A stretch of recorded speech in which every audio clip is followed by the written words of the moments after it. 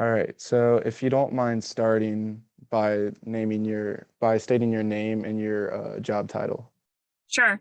I'm Dr. Jessica Bunce. I'm a clinical sports psychologist here in Cincinnati.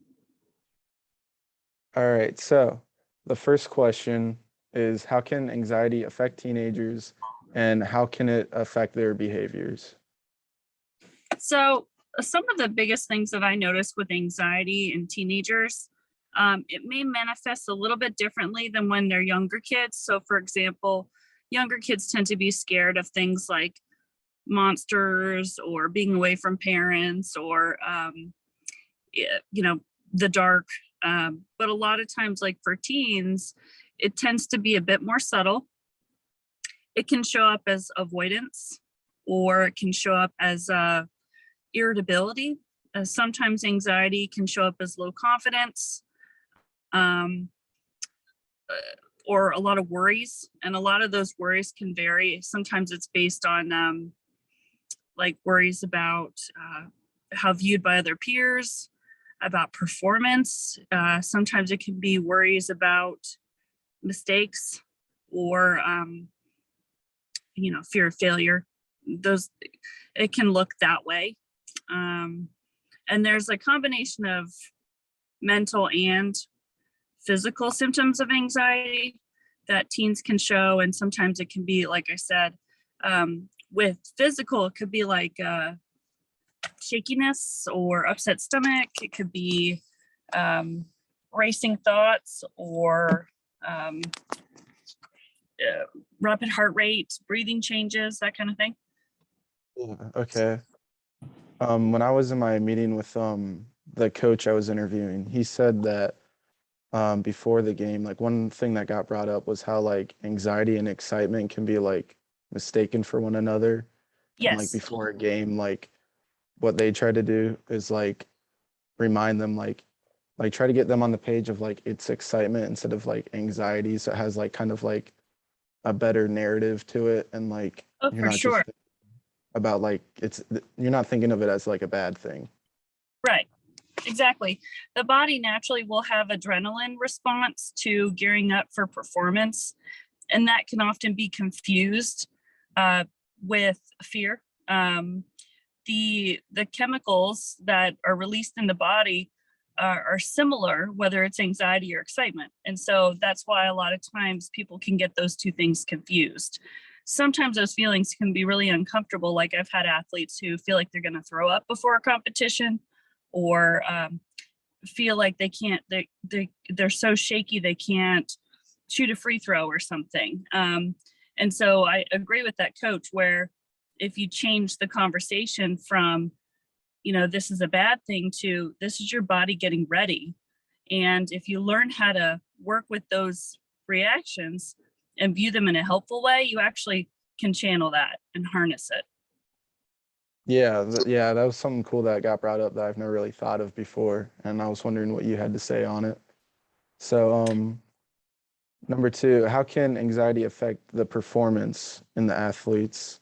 Like you said, with the shakiness beforehand, or like heartbeat, or like the physical symptoms. But like, is there any like examples that you've seen like where players like just completely like fall into a slump or something because of their anxiety? Um, yeah, it can. I like a lot of times what I'll see with anxiety and performance. Um, I'll see athletes where maybe they have a hard time concentrating. So because they're anxious, their mind will wander, or they're focused on the wrong things at the wrong time. Or like for example, if I take anxiety in a quarterback, they have to have really good awareness of the field to be able to visually scan. And anxiety can sometimes narrow that focus or affect concentration in a way. They may misread where the defenders are because they're so nervous and then end up getting an interception or something like that. Or, a basketball player who's shooting a free throw gets nervous and they have kind of shakiness in their hand. Well, when the game's on the line, 2 minutes left, and they're shooting like a chance, final free throws to win a game, it can be a lot harder to perform and make that shot if their body's not in a manageable place. Can you say more about your question too? Because I want to make sure I answer that fully. Oh yeah, it was basically for that one, just like if there was like any like specific example that you've seen of like a player who went into a slump, but like that was kind of like examples of what could happen through it. So Yeah. Or like, for example, they sometimes will call it the yips, but like in golf, sometimes our muscles will tense up when we're anxious because of that physiological response. And it can cause us to grip the club a little differently, or our downswing can be affected, or things that the motion of the muscles can be affected, where something that was very fluid and automatic becomes intentional. And when we try to be more intentional or force things, we end up performing worse. And so I see that a lot in golf.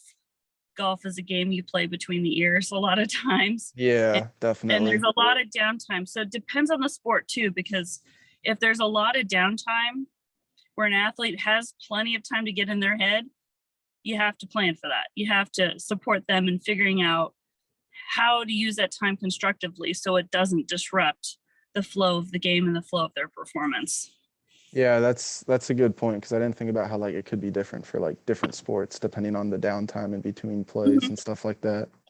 Yeah. So have you ever dealt with anyone who like had like experiences with anxiety and then they were able to like what they did to get through it to like better their performance after like get back to how they were before the anxiety? Well, when I think about an athlete who's used anxiety to help them, it's kind of like what that coach was saying. When they start to view it as opposed to a bad thing or a fear thing, as and look at it more like, this is adrenaline, this is me getting ready, like you change like your The perspective, narrative. the narrative, the ideas about it, and the approach to it. When I work with athletes and performers in my sessions, like as a sports psychologist, I don't tell people our goal is to get rid of anxiety. Yeah. It's actually quite the opposite. It's, when you feel this way, what do we do? And really helping them to create. It's very person to person. So I guess the best answer is it depends. For an athlete or performer, sometimes somebody benefits more from the physical strategies like breathing techniques, grounding or centering. Sometimes they benefit from more thought techniques like self-talk, or reframing or kind of restructuring thinking to be more productive and helpful. Also doing like what we call imagery or visualization, where you mentally practice in advance handling anxiety well.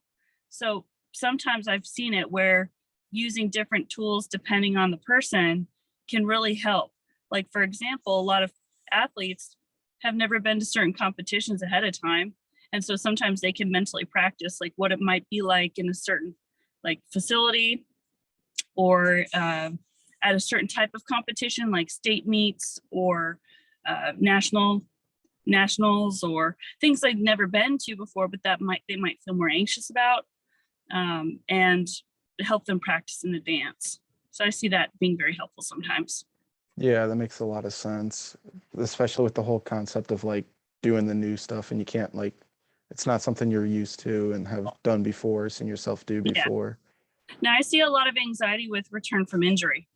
So that tends to be a common way that we'll work with kind of navigating the fear that will naturally come up when the brain is worried about getting hurt again, to build confidence over time. And so that's another thing I've seen many athletes get past an injury by building and utilizing tools to kind of help them, believe in themselves again. And, especially for gymnasts and, athletes who are putting themselves in a very risky situation where they could get hurt.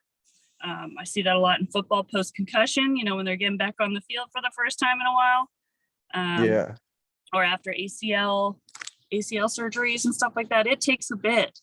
The body may have been cleared by a doctor, but the brain's got to get ready to be Yeah. back.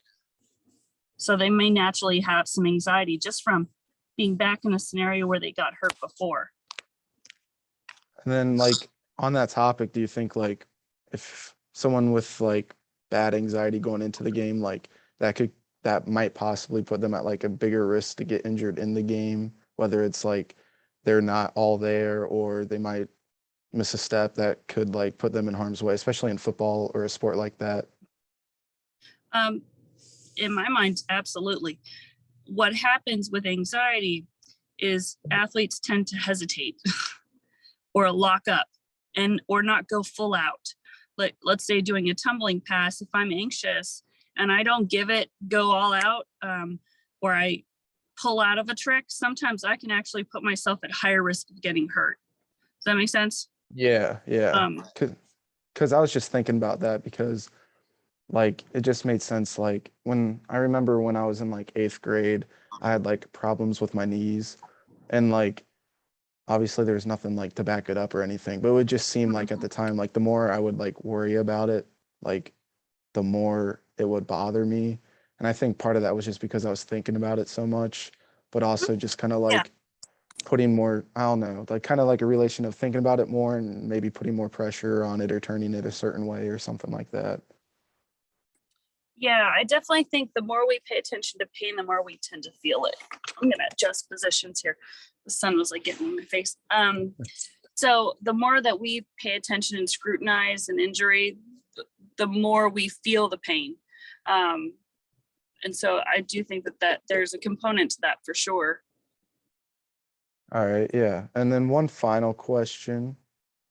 Um, is there like anything like as a team you think that they could do like preseason or during the season to help like calm anxiety for students or for the athletes? Because like the coach I talked to, he said something about before the year, he's the O-line coach at a high school. So he'll have the O-line over to his house and they'll have like a cookout for a night and have all them over. He said it's his way of trying to like just right before the season starts, just calm everybody's minds and not have to worry about football or school or anything. Mhm. Yeah, when it comes to, are you looking for team strategies or what are you? Yeah. I just want to make sure I get a good sense of the question. Oh yeah. Um, I would say like some of the key things on, we talked a lot about sport related anxiety, but there's also like anxiety to the start of school or a transition period, from one year to the next. Like I work with a lot of high school athletes transitioning to be college athletes. And, sometimes even that alone can be a bit anxiety provoking, going to a new level of sport. And I find that it's very helpful for them to, kind of mentally prepare in advance, things to expect, things to think about. The best thing for confidence or for self-efficacy is about achievement. So a lot of times, like proving to yourself that you can do it will help anxiety. So like sometimes you kind of have to jump in, and face a fear or face something you're nervous about as opposed to avoid it. And I find that the more we get exposed to things that we learn that we can handle it, the better we'll feel about managing anxiety. I think where athletes get in trouble is when they feel anxious and they skip practice or they avoid or, they do Yeah. things that actually can work against them, as opposed to saying, it's okay to be a little scared right now. It's okay to be Yeah. nervous. It makes sense. It's the start of the big season, and let's come together. And I like the idea of team building. I think that's a really great approach. I also think it's very helpful to consider like what are the goals. So like having a game plan for the upcoming season gives you something to focus on, and having pre-competitive or performance routines so that like when you are, depending on the sport, going to compete, what you're aiming for. And I think that helps as opposed to going in going, I'm just focusing on my Yeah. heart rate right now. It's more good to have like a set idea of like where to target the attention. Yeah, that's a good point. I didn't think about that, like having like a set goal or something in mind to try to get away from the anxiety that you're feeling. Yeah. Or a goal about how to handle it well. So, Yeah, you know what I mean? okay. So like, it's not even about avoiding anxiety. It's saying, I'm going to own that I'm feeling anxious right now. And I'm Okay, going to do yeah. to help myself through it. And I can feel good about that. And, you know, sometimes it helps to have like a cue focal point, something to target your energy, whether it's a supportive phrase in your head or, you know, squeezing your golf club or whatever it is to kind of, all right, I'm going to work through this and then move on. All right, yeah. So not ignore it, but get through it. Yeah. All right. All right. Well, that's all the questions I have. So thank you for doing this again. I really You're welcome. appreciate it. Yeah. I was coming from a meeting and I was hoping to get to my office and I was like, I'm not going to make it because my appointment went long. So, thank you for your time. Hopefully this answered the questions you No, need. definitely. If you have any follow-up questions, you're welcome to send them my way, but hopefully this will help your project before the end of the semester. Yeah, it definitely should. Yeah. What Thanks for school being do you so go to? flexible and everything. University of Cincinnati. Okay. Yeah. So you're local. Yeah. Yeah, yeah. I live Okay. from home, Awesome. so yeah. All right. Thank you. Yep. All the best to you with your class. Yeah, thank you. Thank I'll you. see you Bye. later.